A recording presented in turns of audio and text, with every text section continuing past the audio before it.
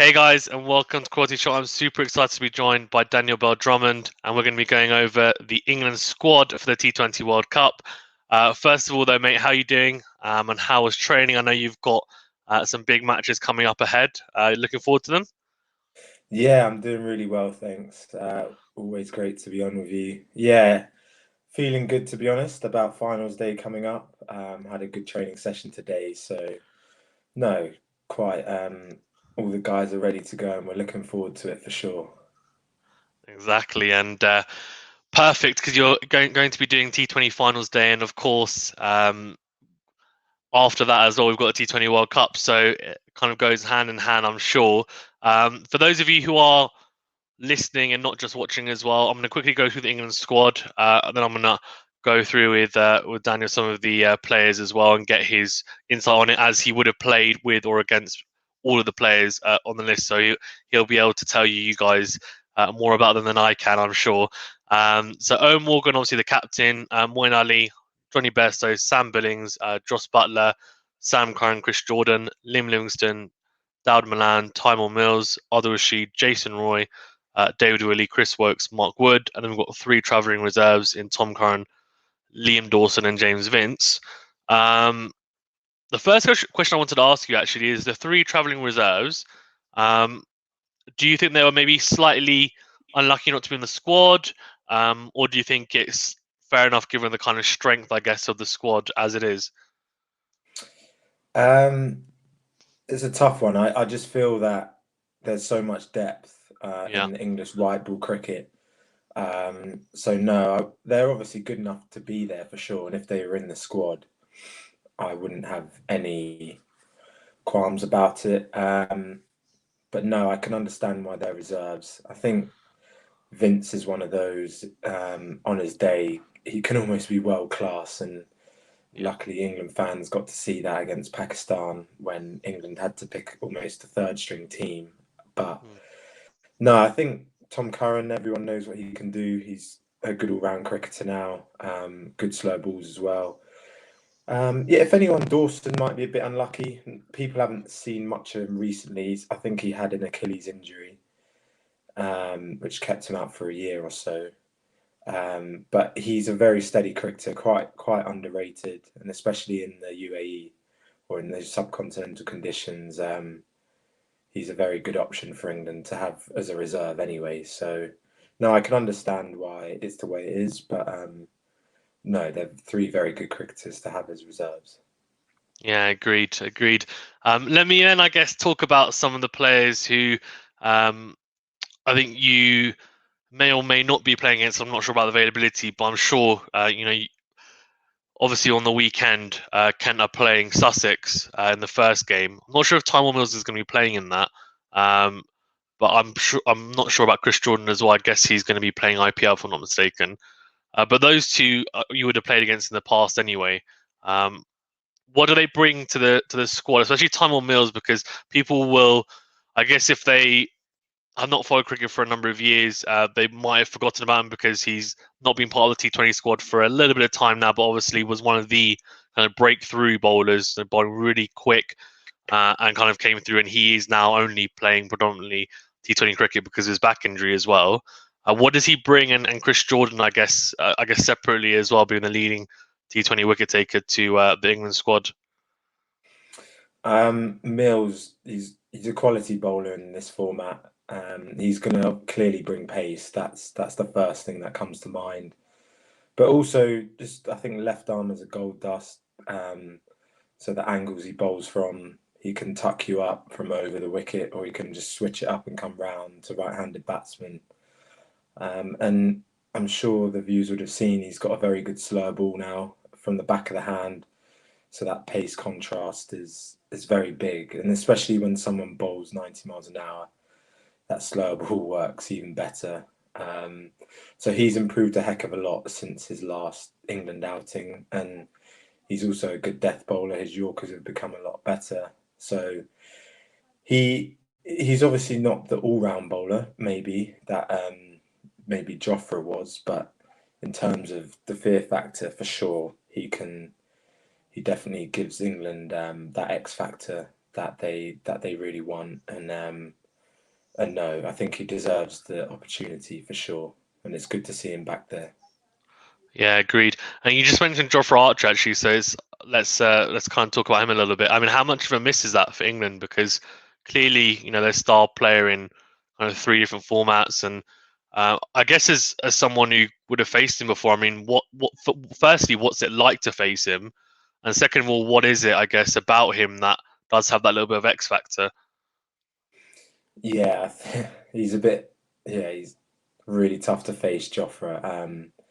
It's really kind of scary how he gets his pace because he just sort of ambles in. Quite a smooth, quick run up, but not much hustle and bustle. And then, yeah, he just got this whip at the end, which is quite hard to sort of see what length the ball is. His bounces are very good because of that. He doesn't give much away. His action stays quite upright. But no, in terms of him overall, I think as we've seen, he steps up in the big moments. I think he obviously bowled the super over when England won the 50 over World Cup, so he knows how to perform in big moments. And I think he's quite an all round bowler.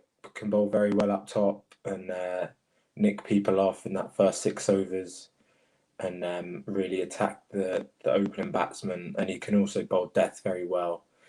And he's got a very good Yorker. So he'll be missed by England, but I think Tyler Mills would be a very good replacement for him. And yeah, Tyler's been in brilliant form this year. So no, I think England will be fine, but Jofra will obviously be a massive miss. Yeah, I think England fans will be happy to hear about Tom Mills's form, and also the fact that he's probably uh, obviously won't be able to fill his boots like for like, but will do a pretty good job, I'm sure, in place of him. I guess other people in terms of kind of left arm angle, you talked about how Tom Mills brings that, and it's a little bit of gold dust. Is that kind of the similar aspect to David Willey? Obviously, a different type of bowler to Tom Mills. I guess he'll be looking, if he does play, he'll probably be opening the bowling, looking to kind of swing the ball early doors. Um, what does he bring? Because I think he's kind of in and out as well, the white ball squad. Do you think he has maybe been not well a little bit unlucky, I guess, to not be playing more for England, or do you think it's just, as you said before, it's just the depth that maybe England possess at the moment? Yeah, it's a tough one with Dave Willey because he has performed extremely well with England. I think I look back to the 2016 World Cup, T20 World Cup, and he bowled brilliantly for England there. So he definitely has a right to be frustrated with how things have potentially gone in the last 3 years or so. But yeah, I guess there's just so much depth. Obviously, Sam Curran's quite a similar cricketer to him. Um, and like you say, they've had Topley as well, floating around the squad in the past. So there are a lot of good left arm options. Obviously, his batting comes into it as well. He's a very underrated 2020 batsman. So yeah, I just think, like I said before, the squad's brilliant. It's the best in the world, in my opinion. It has the most depth, that's for sure, in the world. And yeah, he's one of many quality performers in that squad, and he does bring, again, a bit different to Time Al, but same left arm. He does bring a different variety to the bowling attack, and like you say, he takes a new ball, and he's one of not many who can swing the kookaburra quite consistently. So no, he should definitely be in the squad in my opinion. Whether he starts or not, I don't know, but he's such a versatile cricketer. So I think England have made a good call with that.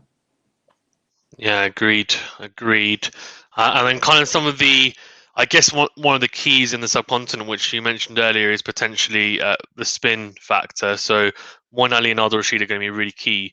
Kind of what roles do you see them, I guess, playing in the UAE? I'm assuming you're thinking they're going to have to take wickets and tie down batsmen and be quite crucial for England. And then I guess on top of that as well, Moeen Ali's batting, but we'll get onto that a bit later, I guess. But from the kind of purely bowling aspect, I mean, how important are they going to be? They're going to be very important, especially Adil Rashid. Cricket is really important nowadays. Most teams, if not every team, has one. So no, I think Adil Rashid will be key to how England perform because he'll be able to take wickets, especially in the middle overs. Moeen's an interesting one for me. He's a quality cricketer. But yeah, I think off spin is quite tough to bowl. It can be tough to bowl in T20s, especially if there's two right-handers in, if you're only turning the ball one way. So hopefully they'll be able to mix and match their bowlers to make it work if they're the only two spinners. But no doubt he's a quality bowler. But yeah, I guess that the way the game's going, sort of right-handers always try and take down off spinners and vice versa. Left-handers always try and take down left arm spinners. So that's why I guess having mystery spinners or especially leg spinners is key. But no, Moeen as a whole will be brilliant for England. I'm glad to see how he's come back into form, and England can only benefit from that, especially with the bat as well. Yeah, agreed. Agreed. I think they've obviously got a lot of big hitters in the side as well. I mean, Jason Roy, Moeen Ali, as you mentioned, Liam Livingstone has been in phenomenal form, and obviously you would have played with him at Birmingham Phoenix as well. Actually, can you touch upon him a little bit, Liam Livingstone and I guess Moeen Ali? You played with both of them at Birmingham Phoenix in the 100. I mean, they seem to hit a long ball from watching it behind the screen. I mean, is that also how you guys kind of perceive it as well? These guys have got kind of big hitting ability, and these guys are kind of six hitters in the squad. Yeah, absolutely. Liam Livingstone obviously is in the form of his life at the minute. Yeah, everything he touches turns to gold at the moment. But yeah, he's done really well for England, and then going into the 100, he's showing ball striking that no one else in the world can match right now, and doing it really consistently. And no, I think he'll also be key for England. He can bat 1 to 6 or 7, whatever they need. In my opinion, I think they should make use of his form and his current status, and give him the most balls possible. But they've got such depth, so I think he's such a versatile player as well that he can potentially bat in the middle order and be the hitter or the finisher for England, and potentially bowl a bit of spin as well to supplement Moeen and Adil Rashid. But no, I think those guys, Moeen as well, has got a really clean bat swing. He was in brilliant form during the 100 as well. So no, I think leading up to this tournament, England have a lot of guys who've been performing around the world and who can go into the competition with confidence. Yeah, agreed. And just kind of touching on some of the batsmen. I mean, Jason Roy, obviously Johnny Bairstow and Buttler as well. Just wanted to get your kind of view on this because there's obviously been not huge, but there's been a lot of talk in the past about should Buttler be opening, should he be finishing? Bairstow, people saying that he's kind of more suited to opening the batting, and then now he's kind of been batting at 4, and maybe hasn't quite replicated that form that he had when he was opening with Jason Roy, which he does in the ODI format. What's your opinion on it? What do you think should be the opening pair? Yeah, I've got quite a strong opinion on it. I genuinely think Jos Buttler is potentially the best number 5 in the world, especially going into subcontinent conditions. I think he can be a match winner. He is a match winner for England wherever he bats, and I do think that's a specialist role. And maybe Liam Livingstone can jump into that role potentially if Buttler was to stay up top. But I did personally, obviously my opinion doesn't count for much, but I did personally prefer Bairstow and Roy up the top, and then have Jos Buttler, who's potentially the best batsman in the team, in his, I guess, I wouldn't say in his favourite position because he clearly wants to open, but I guess his most suited position that would help the team. But I completely get the conundrum because Jos Buttler must be the vice captain, and you want to keep your best players happy and bat them where they want to bat. So I see why it's reached this situation and why potentially Bairstow or whoever Malan doesn't open. And I think they'll still win either way, or they'll still be there or thereabouts. But for me personally, I would have pretty much the ODI team in that order, and have Buttler at 5 or bring him up if you want to get him in earlier. But yeah, that's just my opinion. No, I agree with you actually. It's interesting because it becomes harder and harder to justify it when Butler scores runs at the top. But I agree with you. I think he's probably the best finisher around. So it kind of seems silly not to be able to utilize it. But I can also see, I guess, slightly the argument that they see him as their best T20 players, and then you want your best player, whatever, to face most amount of balls. But I do feel like it's maybe put the balance of the team slightly out of whack. Maybe Johnny Best, I feel like he's not quite as suited lower down. You mentioned Dawid Malan. I mean, there's been a load of kind of very mixed feelings around him in the T20 squad. Obviously, he was, and I think he still is actually the number one T20 batsman in the world, if I'm not mistaken, because he's got quite a big gap between himself and second placed players. So I mean, he's the number one T20 batsman in the world, but his place in the side seems to be under scrutiny after a not incredible last few matches. And also, there's question marks around his form in the subcontinent because he didn't do very well in India in that T20 series, or even. What's your view on it? Do you think he's kind of come under some unfair scrutiny, and it might just be because he's not maybe one of the more well-known names, or is it kind of justified given that they're now going to be playing in very specific conditions? It's a really tough question. I think me being biased, I haven't played a fair bit with him with the England Lions. I think he's a world-class batter, as the rankings are showing. So it would be very tough for me because people's batsmen's currency is runs, and he clearly scores a lot of them. So no, I think it would be very hard to change it up at this stage. But I do see the other side from the stats perspective. Like, I see a lot of people saying how he starts, or if he doesn't go on, how that may impact the team. But at the end of the day, they have so many options that if they want to change it, they will. But I personally would back him. I think everyone goes gung ho in that team, from Jason Roy to Moeen and Livingstone, who could be at 6 and 7. So yeah, I do think there is a role for that Milan cricketer / that kind of Kane Williamson cricketer.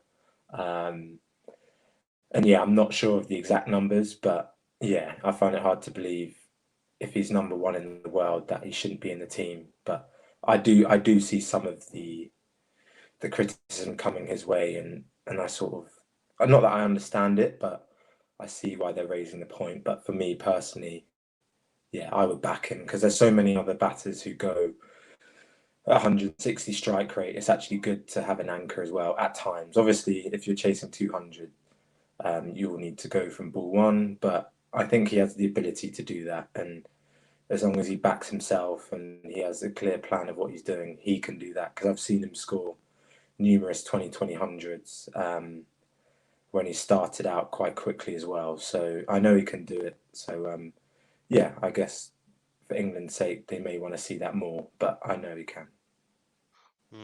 Well said.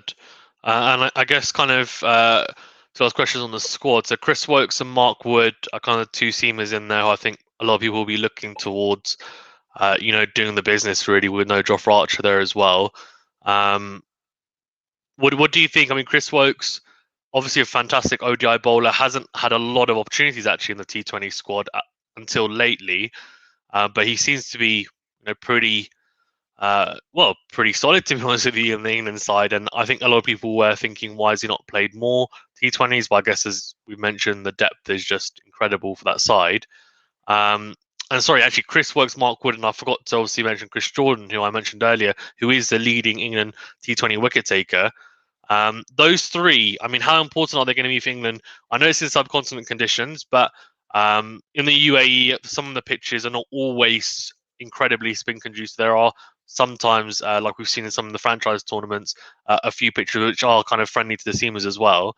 And I guess with the variation that Chris Jordan has with slower balls, Yorkers, Mark Wood just raw pace, and Chris Woakes as well with those kind of more I guess more variations, and I guess he'll probably open the bowling as well and get the ball to nibble around a little bit as well. I mean, how important are those three, and kind of what should they bring to England and the UAE?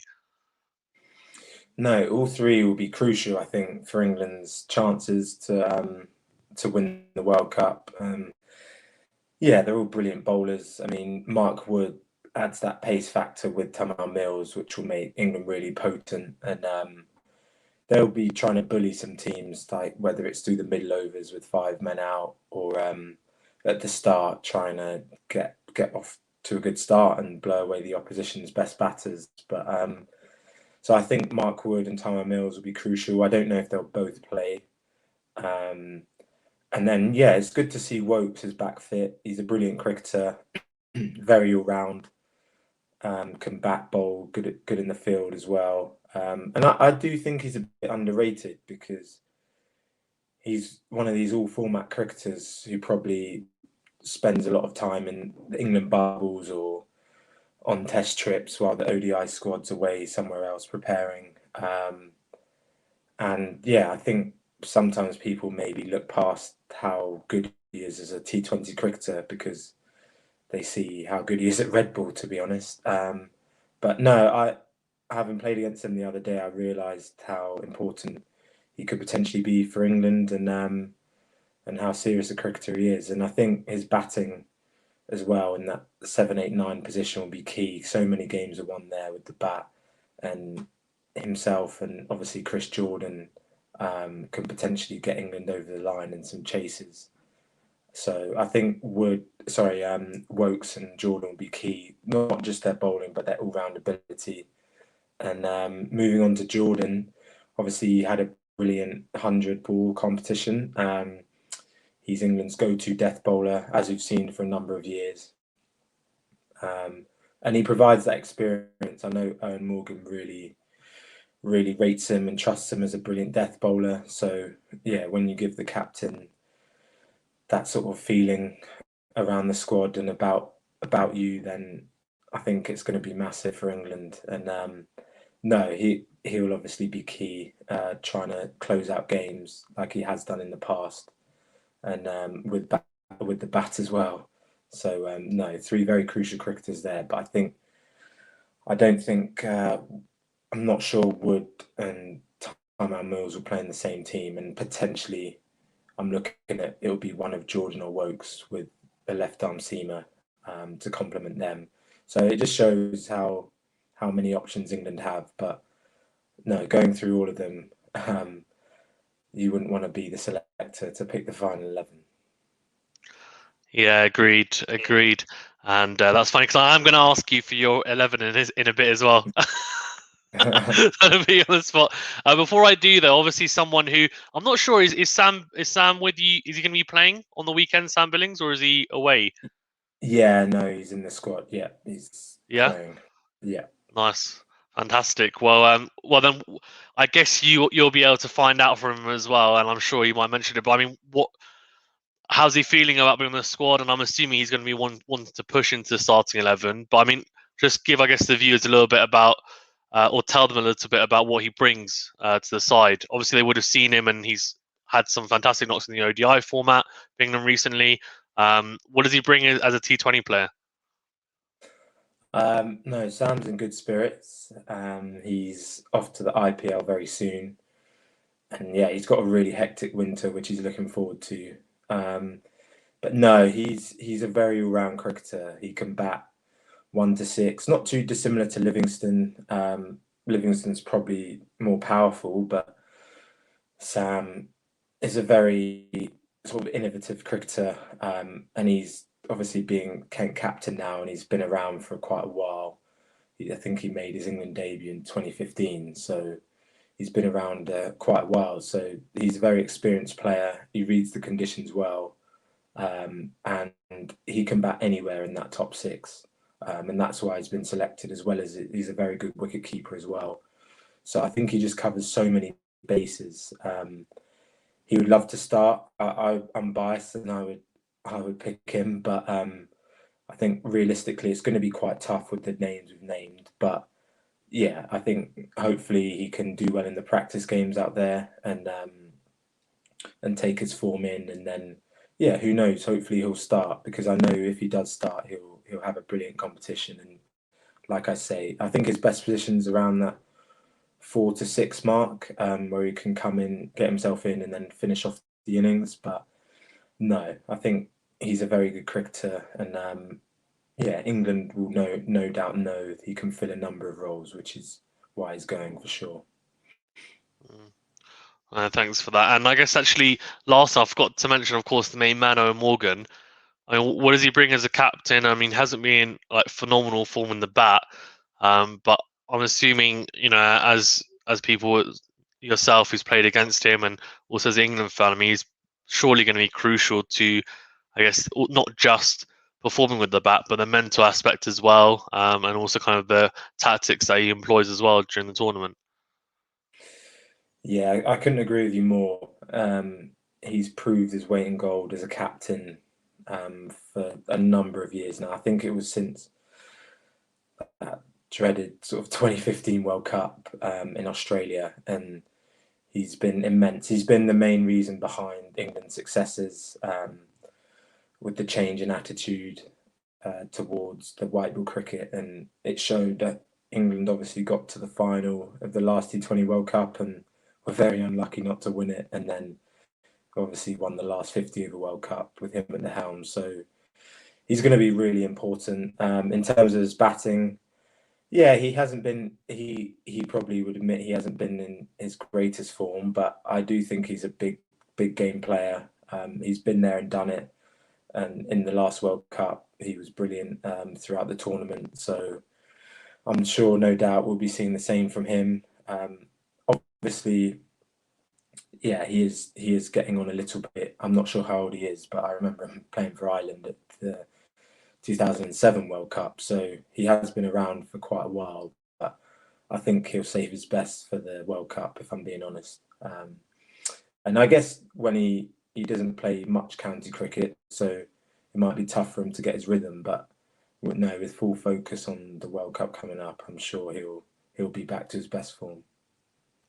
Yeah, I think he's 35, if I'm not mistaken. So I'd assume he's probably got.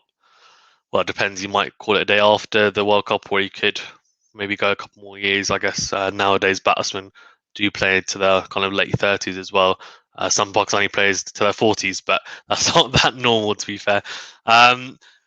In terms of so if I put your selector hat on, then, and I'm going to put you on the spot, if you had to give your 11 for England for the first game of the T20 World Cup, who are you picking?